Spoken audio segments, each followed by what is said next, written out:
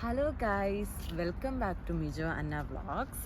ഞാനിന്ന് നിങ്ങളെ പുതിയൊരു ലൊക്കേഷൻ പരിചയപ്പെടുത്താനാണ് വന്നിരിക്കുന്നത്. ജർമ്മനിയിലെ അടിപൊളി ഒരു സ്ഥലമായ പാർക്കനാക്കളത്തിലേക്കാണ് ഞാൻ നിങ്ങളെ കൂട്ടിക്കൊണ്ട് പോകുന്നത്. ഞാനിപ്പോൾ നിൽക്കുന്നത് ഗാർമിഷ് പാർക്ക് എന്ന് പറഞ്ഞ സ്ഥലത്താണ്. ഇവിടെ നിന്നൊരു ഹാഫ് ആൻ അവർ ജേണി ഉണ്ട് പാർക്കനാക്കളത്തിലേക്ക്.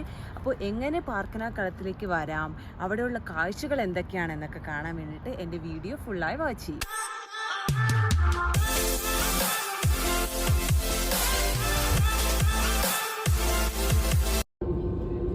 നമ്മളിപ്പോൾ നിൽക്കുന്നത് ഇവിടെ മ്യൂൺഷനിലാണ്. ഈ മ്യൂൺഷനിൽ നിന്ന് നമ്മുടെ അടുത്തേക്കുന്ന ട്രെയിൻ വിൽഹീമിലേക്ക് പോകും. ഇവിടെ നിന്ന് നമ്മൾ മുർണവിലേക്ക് ബസ്സിൽ പോകും. ദെൻ മുർണവിൽ നിന്ന് വീണ്ടും നമ്മൾ ഗാർമിഷ് പാർക്കിലേക്ക് ട്രെയിനിൽ പോകും. ഇവിടെയാണ് നമ്മൾ ഇന്ന് താമസിക്കാൻ പോകുന്ന സ്ഥലം. ഇവിടെ നിന്നാണ് നമ്മൾ ഇനി ബാക്കി സ്ഥലങ്ങളിലേക്ക് പോകുന്നത്. ഞാനിവിടെ ഈ ലൊക്കേഷനിലെത്തി. അപ്പോൾ ഇനി ഇവിടെ നിന്ന് ഒരു 30 മിനിറ്റ്സ് വോക്ക് ഉണ്ട് എനിക്ക്. ഇനി ഞാൻ ഒരു കറക്റ്റ് എക്സാക്റ്റ് ലൊക്കേഷൻ കാണിച്ചു തരാം, ഏത് ബസ് സ്റ്റോപ്പിലാണ് നിങ്ങൾക്ക് ഇറങ്ങേണ്ടതെന്നുള്ളത്. ഇപ്പോൾ നമ്മൾ ഇറങ്ങേണ്ട ബസ് സ്റ്റോപ്പാണിത്. ഇവിടെ വേണം നമ്മൾ ഇറങ്ങാനായിട്ട്. ഞാൻ ഈ ബസ് സ്റ്റോപ്പിൻ്റെ സ്ഥലങ്ങളൊക്കെ നിങ്ങൾക്ക് കാണിച്ചു തരാം. അപ്പോൾ ഫസ്റ്റ് ടൈം വരുമ്പോൾ നിങ്ങൾക്ക് കുറച്ചുകൂടി ഈസി ആയിരിക്കുമല്ലോ. ഇതൊക്കെയാണ് സറൗണ്ടിങ്സ്. അപ്പോൾ കണ്ടല്ലോ, നമ്മൾ ഈ കാണുന്നത് ഒളിമ്പിക്സിൽ സ്കീ ജമ്പിംഗ് എന്ന് പറഞ്ഞൊരു സംഭവമുണ്ട്. ആ സ്റ്റേഡിയമാണിത്. നമ്മൾ പോകുന്ന വഴിക്ക് കാണുന്ന കാഴ്ചകളാണ്. ചെറിയ അരുവിയാണ്, പക്ഷെ നല്ല തെളിച്ചമുള്ള വെള്ളം, നല്ല ലൈറ്റ് ബ്ലൂ ഷെയ്ഡിലുള്ള കളറുള്ള വെള്ളമാണിത്. അപ്പോൾ നമ്മളിപ്പോൾ നടന്ന് ഒരു ജംഗ്ഷനിലെത്തി. ഇനി ഇവിടുന്ന് 2 വഴികളുണ്ട്, left side and right side. ഈ റൈറ്റ് സൈഡിൽ കൂടെയുള്ള വഴി ചൂസ് ചെയ്യുകയാണെന്നുണ്ടെങ്കിൽ 40 മിനിറ്റ്സ് വോക്കുണ്ട്. അപ്പോൾ ട്രെക്കിങ്ങിനൊക്കെ കൂടുതൽ താല്പര്യമുള്ളവർക്ക് ഈ 40 മിനിറ്റ്സിൻ്റെ ട്രെക്കിങ് ചൂസ് ചെയ്യാം. പക്ഷേ ഞാൻ ഈ ലെഫ്റ്റ് സൈഡാണ് എടുക്കുന്നത്. അതാകുമ്പോൾ 20 മിനിറ്റ്സ് കൊണ്ട് എത്തും. കാരണം എനിക്ക് ഇവിടെ നിന്ന് വേറെ സ്ഥലത്തോട്ട് പോകാനുണ്ട്. നമ്മൾ ഏകദേശം എൻട്രൻസിൻ്റെ അടുത്ത് എത്താറായിട്ടുണ്ട്. അവിടെയുള്ള കാഴ്ചകളാണ് ഇതെല്ലാം. ഈ പാലം കടന്നു കഴിഞ്ഞാൽ നമുക്ക് ഇനി എൻട്രൻസിൻ്റെ അവിടെ എത്തും. ഇനി അവിടെ നിന്ന് നമുക്ക് ടിക്കറ്റ് എടുത്ത് നമ്മുടെ ഡെസ്റ്റിനേഷൻ പോയിന്റിലേക്ക് പോകാം. അപ്പോൾ ഇതാണ് നമ്മുടെ ടിക്കറ്റ് കൗണ്ടർ, അതായത് കാസെ. അതായത് ഇത് 8 മണിക്കാണ് ഓപ്പൺ ആവുള്ളൂ. ഞാൻ കുറച്ച് നേരത്തെ എത്തിയോണ്ട് ഇതിപ്പോൾ ഓപ്പൺ അല്ല. ആക്ച്വലി ഇവിടുന്ന് ഡയറക്റ്റായിട്ട് നമുക്ക് ടിക്കറ്റ് എടുക്കാൻ പറ്റും. അതുപോലെ തന്നെ നമുക്ക് മെഷീനിൽ നിന്നും ടിക്കറ്റ് എടുക്കാൻ പറ്റും. മെഷീൻ ഇവിടെ തന്നെ ഉണ്ട് നമുക്ക്. അപ്പോൾ അതിൽ ത്രൂ നമുക്ക് ടിക്കറ്റ് എടുക്കാം. അങ്ങനെ ടിക്കറ്റിൻ്റെ റേറ്റൊക്കെ നമുക്കൊന്ന് ചെക്ക് ചെയ്യാം. അപ്പോൾ ഇതാണ് നമ്മുടെ ടിക്കറ്റ് എടുക്കുന്ന മെഷീൻ. നമുക്കിവിടെ കയറി വരുമ്പോൾ തന്നെ കാണാം. ഇതിനകത്ത് ഇംഗ്ലീഷ് ഓപ്ഷൻ ഞെക്കാൻ പറ്റും, അപ്പോൾ കുഴപ്പമില്ല. ഡേ ടിക്കറ്റ് നമ്മുടെ അഡൽറ്റിൻ്റെ ഉണ്ട്, ചിൽഡ്രൻ, പിന്നെ സിംഗിൾ എൻട്രി, ഡേ ടിക്കറ്റ് വിത്ത് ഡിസേബിൾ പീപ്പിൾ ഉണ്ട്, പിന്നെ ഹുണ്ടൻ എന്ന് വെച്ചാൽ ഡോഗിനെ കൊണ്ടുവരുന്നത്. അപ്പം നമുക്ക് വേണ്ടത് അഡൽട്ടാണ്. അപ്പോൾ നമ്മൾ അഡൽട്ട് ഞെക്കുക. അഡൽട്ട് ഞെക്കിയിട്ടുണ്ട്. ഇനി പേ നൗ ചെയ്യുക. അപ്പോൾ എനിക്ക് ടിക്കറ്റ് കിട്ടി. ഇതാണ് നമുക്ക് അങ്ങോട്ടുള്ള ടിക്കറ്റ്. ഇനി കൂടുതൽ കാഴ്ചകൾ നമുക്ക് അകത്ത് നിന്നിട്ട് കാണാം. അപ്പോൾ ഞാൻ ടിക്കറ്റ് എടുത്തിപ്പോൾ മുന്നോട്ട് നടക്കുകയാണ്. ഏകദേശം ഒരു 500 മീറ്റേഴ്സ് മുന്നോട്ട് നടന്നു കഴിയുമ്പോൾ അവിടെയാണ് നമ്മുടെ എൻട്രൻസ് ഗേറ്റ് ഉള്ളത്. അപ്പോൾ അതിലേക്ക് പോകുന്ന വഴിക്ക് കാണുന്ന മനോഹരമായ കാഴ്ചകളാണിതെല്ലാം. നല്ല രസമല്ലേ, നല്ല ഭംഗിയുള്ള വെള്ളമാണ് വരുന്നത്. തുടക്കത്തിൽ ഇത്ര ഭംഗിയാണ്. അപ്പോൾ അകത്ത് ചെല്ലുമ്പോൾ എന്തായിരിക്കും എന്ന് എനിക്കറിയില്ല. ഞാൻ ഭയങ്കര എക്സൈറ്റഡ് ആണ്. ഞാൻ കുറച്ച് കേട്ടിട്ട് മാത്രമേ ഉള്ളൂ ഈ സ്ഥലത്തെക്കുറിച്ച്. കുറച്ച് ഗൂഗിൾ ഇമേജസ് ഒക്കെ കണ്ടിട്ടാണ് ഞാൻ ഈ സ്ഥലം വിസിറ്റ് ചെയ്യാൻ വന്നേക്കുന്നത്. അപ്പം നല്ലതായിരിക്കും എന്ന് പ്രതീക്ഷിക്കാം നമുക്ക്, അല്ലേ? നമ്മുടെ ജർമ്മനിയുടെ ഒരു പ്രത്യേകത എന്താണെന്ന് വെച്ചിട്ടുണ്ടെങ്കിൽ ജർമ്മനിയിൽ ഒരു 60% കാടുകളാണ്. കാടുകളും പുഴകളും കൊണ്ട് സമ്പന്നമായൊരു രാജ്യമാണ് ജർമ്മനി. ഇവിടുത്തെ പുഴകളൊക്കെ കാണാൻ നല്ല വൃത്തിയുണ്ട്, അതുപോലെ തന്നെ നല്ല ഭംഗിയാണ്, നീല നിറമുള്ള വെള്ളം. അപ്പം ഞാൻ നടന്ന് എൻട്രൻസിൻ്റെ അവിടെ എത്തി. ഇനി ഇതാണ് ചെക്ക് ഇൻ കൗണ്ടർ.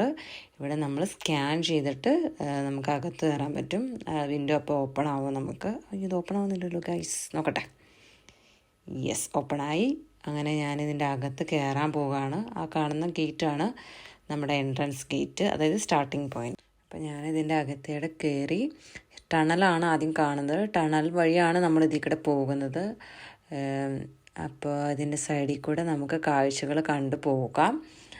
കുറച്ച് റിസ്ക്കി ആയിട്ടുള്ള വഴിയാണിത് സത്യം പറഞ്ഞു കഴിഞ്ഞിട്ടുണ്ടെങ്കിൽ. ഒരാൾക്ക് നടക്കാനുള്ള സ്പേസ് ഇവിടെ ഉള്ളൂ. അപ്പുറത്തുനിന്ന് ഒരാൾ വന്നിട്ടുണ്ടെങ്കിൽ, ഓപ്പോസിറ്റ് സൈഡിൽ നിന്ന് ഒരാൾ വന്നിട്ടുണ്ടെങ്കിൽ നമ്മൾ നന്നായിട്ട് ഒതുങ്ങി കൊടുക്കണം. പിന്നെ അതുപോലെ തന്നെ അതിനകത്തുനിന്ന് ഈ പാറക്കെട്ടിൽ നിന്ന് വെള്ളം വീഴുന്നതുകൊണ്ട് എപ്പോഴും തെന്നി കിടക്കുന്നുണ്ട്. അപ്പോൾ നമ്മൾ സൂക്ഷിച്ച് വേണം നടക്കാനായിട്ട്. എന്നാൽ പോലും അവർ സേഫ്റ്റി മെഷേഴ്സൊക്കെ വെച്ചിട്ടുണ്ട്, ഇവിടെ നല്ല റോപ്പൊക്കെ ഉണ്ട്. പക്ഷെ നമ്മൾ നല്ലപോലെ നമ്മൾ ടേക്ക് കെയർ ചെയ്യണം. നമ്മൾ ഒരു അശ്രദ്ധ വന്നു കഴിഞ്ഞാൽ നമ്മൾ ചിലപ്പോൾ താഴെ വീഴാം. പിന്നെ അവിടെ നമ്മളെ രക്ഷപ്പെടുത്തുക എന്നൊക്കെ പറഞ്ഞ് കുറച്ച് റിസ്ക് ആയിട്ടുള്ള ടാസ്ക്കാണ്. അപ്പോൾ പോകുന്നവർ നല്ലപോലെ ശ്രദ്ധിക്കുക. ഇത് തുടക്കമാണ്. അപ്പോൾ പക്ഷെ എന്നിരുന്നാൽ പോലും എനിക്ക് ചെറിയ പേടിയൊക്കെ വന്നു തുടങ്ങിയായിരുന്നു. കാരണം 2 പാറക്കെട്ട് പോലെ ഉള്ള സ്ഥലത്തിലൂടെയല്ലേ നമ്മൾ പോകുന്നത്. അപ്പോൾ താഴെ വീണ് പോയി കഴിഞ്ഞിട്ടുണ്ടെങ്കിൽ കുറച്ച് സീനാണ്. അപ്പോൾ അങ്ങനെയാണ് കാഴ്ചകളൊക്കെ കണ്ട് ഞാനിങ്ങനെ പോവുകയാണ്. പക്ഷെ ഇത് എത്ര വർഷം മുമ്പ് പണിതാണെന്ന് നിങ്ങൾക്കറിയാമോ? 1910 ഇത് പണി തുടങ്ങിയതാണ്. എന്നിട്ട് പണി പൂർത്തിയായത് 1912 ആയപ്പോഴത്തേക്ക് ഇത് കംപ്ലീറ്റ് ചെയ്തു. അന്നത്തെ കാലത്ത് ഇതൊക്കെ എങ്ങനെ ആൾക്കാർ പണിതിട്ടുണ്ടാവും അല്ലേ? നല്ല രസമുണ്ട് കാണാനായിട്ട്. പക്ഷെ അത് എൻ്റെ പുറത്ത് എത്രമാത്രം അവർ ഹാർഡ് വർക്കിങ്സ് എടുത്തിട്ടുണ്ടാവും. ഏകദേശം 2 ലക്ഷം ആൾക്കാർ ഇവിടെ ഒരു വർഷം വിസിറ്റ് ചെയ്യാൻ വരും. ഇതിൻ്റെ അല്ലെങ്കിൽ ഞാൻ പറയാനൊരു കാര്യം മറന്നു. ഇതിൻ്റെ ഓപ്പണിംഗ് ടൈം എന്ന് പറഞ്ഞിട്ടുണ്ടെങ്കിൽ വിൻ്ററിലും സമ്മറിലും ഡിഫറെൻറ്റ് ടൈമിങ്സ് ആണ്. ഇപ്പോൾ വിൻ്റർ എന്ന് പറയുമ്പോൾ നല്ല തണുപ്പാണ്, പെട്ടെന്ന് ഇരുട്ടോ, എല്ലാവർക്കും അറിയാമല്ലോ. അപ്പോൾ വിൻ്റർ ഒക്ടോബർ ടു മെയ് എന്ന് പറയുമ്പോൾ രാവിലെ മോർണിംഗ് 8 to ഈവനിങ് 6 വരെയാണുള്ളത്. പക്ഷേ സമ്മർ ആകുമ്പോൾ, അതായത് ജൂൺ ടു സെപ്റ്റംബർ വരുമ്പോൾ മോർണിംഗ് 8 to നൈറ്റ് 8 വരെ ഇത് ഓപ്പൺ ആണ്. നോക്കിയേ ഗൈസ്, നല്ല ഭംഗിയില്ലേ ഈ വെള്ളം കാണാൻ. എന്ത് താഴ്ചയാണ് നോക്കുക. ഏതാ ഞാൻ പറഞ്ഞത്, അകത്ത് ചെല്ലുമ്പോൾ കുറച്ച് പേടിക്കാനുണ്ട്. അതുപോലെ ഭയങ്കര സൗണ്ടാണ് ഇതിന്. ഞാൻ അതുകൊണ്ട് ഇത് ഫുൾ വോയിസ് ഓവറാണ് കൊടുക്കുന്നത്, അല്ലെങ്കിൽ നിങ്ങൾക്കൊന്നും കേൾക്കാൻ പറ്റത്തില്ല. ഈ 2 പാറക്കെട്ടിനുള്ളിൽ കൂടെ ഈ വെള്ളം ഒഴുകി വരുന്നതാണ് നല്ല ഭംഗിയില്ലേ. ഞാൻ ഗൂഗിൾ ഇമേജിൽ കണ്ട പിക്ചേഴ്സ് ഇതൊക്കെ തന്നെയായിരുന്നു കേട്ടോ. പക്ഷെ അതുപോലെ തന്നെയുണ്ട്, നല്ല ഭംഗിയുണ്ട് ഈ സ്ഥലങ്ങൾ കാണാനായിട്ട്. നല്ല ഭംഗിയുള്ള യാത്രയായിരുന്നു എനിക്കിത്. പിന്നെ ചെറിയ ടണലാണ്. അപ്പോൾ ഹൈറ്റ് ഉള്ളവരൊക്കെ ഇച്ചിരി കുനിഞ്ഞ് നടക്കണം. ഇപ്പോൾ ഫ്രണ്ടിൽ പോണ ആൾ കണ്ടില്ലേ, കുറച്ച് കുനിഞ്ഞാൽ നടന്നത്, ഒരു ജർമ്മൻകാരനാണത്. അപ്പോൾ അതിൽ കൂടെ ഈ പാറക്കെട്ടിൻ്റെ ഉള്ളിൽ കൂടെ വെള്ളം വരുന്നുണ്ട്, ഇറ്റിറ്റ് വെള്ളം വീഴുന്നുണ്ട്. അതുകൊണ്ടാണ് ഇവിടെ തെന്നുന്നത്. അപ്പോൾ സൂക്ഷിച്ച് വേണം നമ്മൾ നടക്കാനായിട്ട്. ഓപ്പോസിറ്റ് ഒരാൾ വന്നു കഴിഞ്ഞാൽ നമ്മൾ ഒതുങ്ങി കൊടുക്കണം. അതുപോലെ റെയിൻ കോട്ടുള്ള ജാക്കറ്റ് ഇടുകയായിരിക്കും ഏറ്റവും ബെറ്റർ. നല്ല രസമുണ്ട് കാഴ്ചകളൊക്കെ കാണാനായിട്ട്. ഈ വഴിയിലൂടെ ഇങ്ങനെ നടന്നു പോകുമ്പോൾ നല്ല രസമുണ്ടായിരുന്നു. ഒരു മഴ പെയ്യുന്ന ഒരു ഫീൽ ഉണ്ടായിരുന്നു ഈ വെള്ളം അങ്ങനെ ചാടുന്ന കാരണം കൊണ്ട്. പിന്നെ ഇനിയിപ്പോൾ നല്ല ഹൈറ്റ്സിലാണ് ഈ വാട്ടർ ചാടുന്നത്. അപ്പോൾ അതുകൊണ്ട് കുറച്ച് സൂക്ഷിച്ച് വേണം ഇനി നമ്മൾ നടക്കാനായിട്ട്. അപ്പം എൻ്റെ വീഡിയോ അത്ര കറക്റ്റായിട്ട് കിട്ടുമോയെന്നൊന്നും എനിക്കറിയില്ല, നമുക്ക് നോക്കാം. കാരണം ഞാൻ എന്നെ തന്നെ നന്നായിട്ട് ടേക്ക് കെയർ ചെയ്തിട്ടായിരുന്നു പോയിക്കൊണ്ടിരുന്നത്. പിന്നെ അതുപോലെ ഇവിടെ വരുന്നവർ ഒരു കാര്യം ശ്രദ്ധിക്കണം. വാട്ടർ പേടിയുണ്ട് അല്ലെങ്കിൽ ഹൈറ്റ്സൊക്കെ പേടിയുണ്ടെങ്കിൽ അവരെ ഞാൻ അത്രയും പ്രിഫർ ചെയ്യില്ല വരാനായിട്ട്. കാരണം ഇവിടെ വരണമെങ്കിൽ കുറച്ച് ധൈര്യം വേണം. കാരണം കാണാൻ ഭംഗിയുണ്ടെങ്കിൽ അതുപോലെ തന്നെ നമുക്ക് കുറച്ചുകൂടി ധൈര്യവും റിസ്ക് എടുത്ത് വേണം ഇതിൽ നടക്കാനായിട്ട്. പേടിക്കാനൊന്നുമില്ല, പക്ഷെ നമ്മുടെ ഒന്ന് ടേക്ക് കെയർ ചെയ്യണം, അത്രേ ഉള്ളൂ. പക്ഷെ ഇത് സമ്മറിൽ വരുന്നതായിരിക്കും കുറച്ചുകൂടെ ബെറ്റർ. കാരണം വിൻ്റർ ആകുമ്പോൾ ഇവിടെ ഫുൾ മഞ്ഞായിരിക്കും. അപ്പം നമുക്ക് ഐസിൽ കൂടെ നടക്കാൻ ഭയങ്കര പാടല്ലേ. പിന്നെ ഇരുട്ട് അത്ര സീനില്ല, കാരണം അവിടെ അതിൻ്റെ അകത്ത് ഒരു ലൈറ്റൊക്കെ വെച്ചിട്ടുണ്ട്. അതുകൊണ്ട് അത് കുഴപ്പമില്ല. പക്ഷെ ഞാൻ ബെറ്റർ റെക്കമെൻഡ് ചെയ്യുന്നത് സമ്മറിൽ വരാൻ തന്നെയാണ്. കാരണം ഐസാണെങ്കിൽ നമുക്ക് നല്ല പാടായിരിക്കും നടക്കാനൊക്കെ. അപ്പം നല്ല രസമുണ്ടല്ലോ ഇത് ഇങ്ങനെ കാണാനായിട്ട്. ഈ വാട്ടറും അതുപോലെ മഴയും ഒരു നല്ല ഭംഗിയുണ്ട്. ആ സൗണ്ട് നല്ല സൗണ്ട് എഫക്റ്റാണ്. അപ്പോൾ എനിക്ക് വോയിസ് ഓവർ കൊടുക്കുന്നതുകൊണ്ടാണ് ആ സൗണ്ട് നിങ്ങൾക്ക് കേൾക്കാൻ പറ്റാത്തത്. അതുപോലെ തന്നെ വരുന്നവർ ഒരു കാര്യം ശ്രദ്ധിക്കുക, ഇതിൻ്റെ അകത്ത് ഡ്രോൺ പറത്താനൊന്നും പറ്റത്തില്ല. നോർമൽ ക്യാമറയൊക്കെ കൊണ്ടുവരാൻ പറ്റും, അതൊക്കെ ഇവിടെ അലൗഡാണ്. അപ്പോൾ നിങ്ങൾ ഇനിയിപ്പോൾ എൻ്റെ കൂടെ കാഴ്ചകൾ കണ്ടുപോകും, ഞാനും ഈ കാഴ്ചകൾ കണ്ട് പോട്ടെ.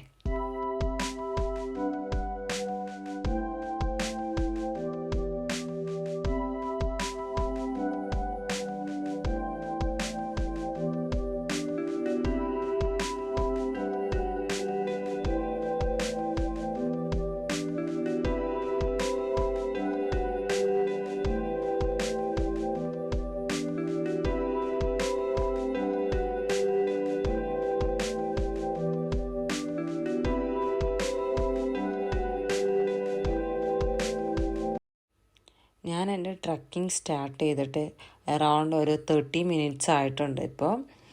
അപ്പോൾ ഇനിയിപ്പോൾ ഏകദേശം എൻ്റെ ട്രെക്കിംഗ് ഇവിടെ തീരാറായി, അതായത് വൺ സൈഡ് ട്രെക്കിംഗ് ഇവിടെ തീരാറായി. അപ്പോൾ നമ്മളിനിയിപ്പോൾ എൻഡ് പോയിന്റിലേക്കാണ് നടന്നുകൊണ്ടിരിക്കുന്നത്. എൻഡ് പോയിന്റിൽ ചെന്ന് കഴിഞ്ഞിട്ടുണ്ടെങ്കിൽ പിന്നെ അവിടെ പ്രത്യേകിച്ച് നമുക്ക് കാണാനില്ല. അടുത്തൊരു മൗണ്ടനിലേക്കുള്ള ട്രക്കിംഗ് അവിടെ നമുക്ക് സ്റ്റാർട്ട് ചെയ്യാം. അപ്പോൾ ട്രക്കിങ്ങിന് താല്പര്യമുള്ളവർ അല്ലെങ്കിൽ ഇൻട്രസ്റ്റ് ഉള്ളവരൊക്കെ ഉണ്ടല്ലോ, അവർക്ക് മൗണ്ടൻ ട്രക്കിംഗ് ചെയ്യാം. പക്ഷേ ഞാൻ എന്തായാലും ട്രക്കിംഗ് പോകുന്നില്ല. ഞാൻ തിരിച്ച് ഈ വഴി തന്നെയാണ് നമുക്ക് എക്സിറ്റ് ഉള്ളത്. അപ്പോൾ നമ്മൾ തിരിച്ച് ഈ വഴി കൂടെ തന്നെ വേണം വരാനായിട്ട്. അപ്പോൾ തിരിച്ചുള്ള കാഴ്ചകൾ ഇനിയിപ്പോൾ നിങ്ങളെ ഞാൻ കാണിക്കുന്നില്ല, കാരണം അത് നിങ്ങൾ ബോറടിപ്പിക്കുന്നതാണല്ലോ. അപ്പോൾ ഈ കാഴ്ചകളെല്ലാം നിങ്ങൾക്ക് ഇഷ്ടപ്പെട്ടു എന്ന് ഞാൻ വിചാരിക്കുന്നു. ഇതുപോലെയുള്ള നല്ല യാത്രകൾ കാണുവാനായിട്ട് എൻ്റെ ചാനൽ സബ്സ്ക്രൈബ് ചെയ്യുക, എന്നെ സപ്പോർട്ട് ചെയ്യുക. അപ്പോൾ എല്ലാവർക്കും ഈ പ്ലേസ് ഇഷ്ടപ്പെട്ടു എന്ന് ഞാൻ വിചാരിക്കുന്നു. ഏകദേശം 1 അവറാണ് അങ്ങോട്ടും ഇങ്ങോട്ടും കൂടിയിട്ടുള്ള ട്രക്കിങ്. എളുപ്പമുള്ള ട്രക്കിംഗ് ആണ്, കുഴപ്പങ്ങളൊന്നുമില്ല. പക്ഷേ വരുമ്പോൾ ഒരു കാര്യം നിങ്ങൾ ശ്രദ്ധിക്കണം, റെയിൻ കോട്ടുള്ള ജാക്കറ്റില്ലേ, ആ ജാക്കറ്റ് എടുക്കണം. ഞാൻ ഇട്ട പോലത്തെ ഹുഡി ഇട്ടാൽ കുറച്ച് ബുദ്ധിമുട്ടായിരിക്കും. റെയിൻ കോട്ടുള്ള ജാക്കറ്റ് ആണെങ്കിൽ കുറച്ചുകൂടെ നല്ലതായിരിക്കും. ജർമ്മനിയിലുള്ളവർ എന്തായാലും ഈ സ്ഥലം വന്ന് കാണണം.